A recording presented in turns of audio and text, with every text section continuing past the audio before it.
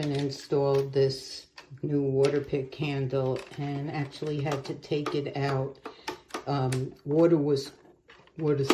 It doesn't even hold the, it just doesn't work. It doesn't hold that, and even when it was installed, water was pouring out from under the bottom, and my husband is extremely handy.